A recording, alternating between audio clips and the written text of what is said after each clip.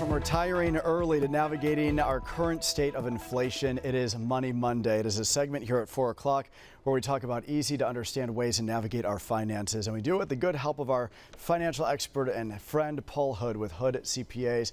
Paul, great to see you remote today down in Austin, my friend.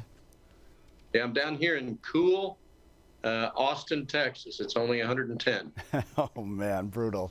Listen, we have 3 great questions that came in through this week. Want to jump right in with Madeline. She says, I find myself using my credit card more and more for things like gas. I used to be able to pay off my full credit balance at the end of the month, but now I'm just making the minimum payment. How will this impact my credit moving forward?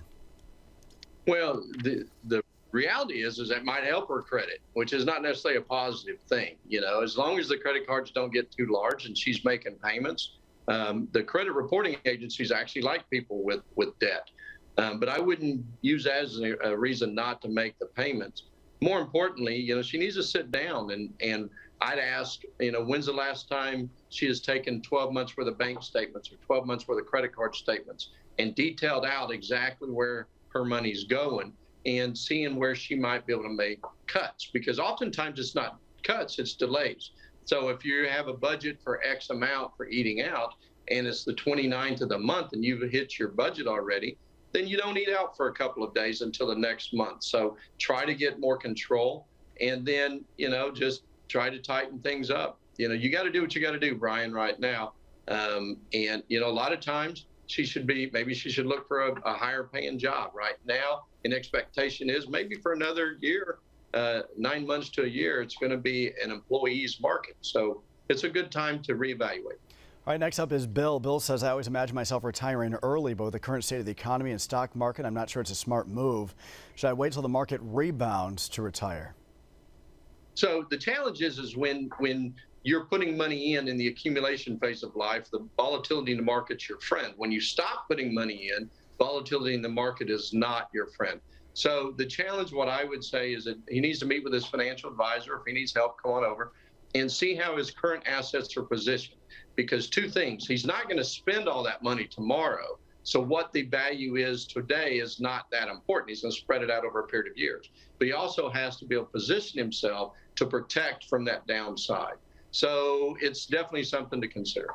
Last question goes to Rachel. Rachel says, I'm 27 years old, just started saving for retirement. Recently got a raise at work that actually allows me to contribute to my 401k while still being able to pay my bills. Is there anything I can do that will help me boost my savings?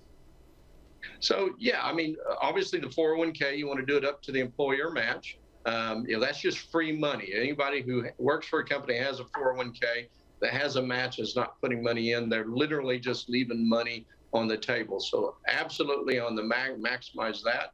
And then, you know, don't be afraid to be a little more aggressive. I don't know her, so I can't tell her what she should invest in, but people make money when times are bad. And people, when times are good, they forget they're going to be bad again. And when they're bad, they forget they're going to be good again. And so they make financial decisions based on greed or fear.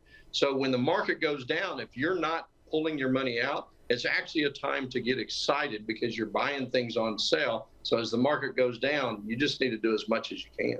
All right, Paul, great to see you. As you know, my friend, it is our final Money Monday together. On a personal note, I want to thank you for everything. You have always been spot on, and this has been one of my favorite segments here at News on 6 at 4 o'clock. Well, you're going to be missed, buddy. I'm going to be very upset if you don't stay in contact. Oh, you know I will. You know I will. All right, my friend, thank you so much. And listen, Jonathan Cooper in this seat next Monday. So if you have a financial question that you want Jonathan and Paul to talk about next Monday, you can send in your question right now to moneymoney@griffin.news.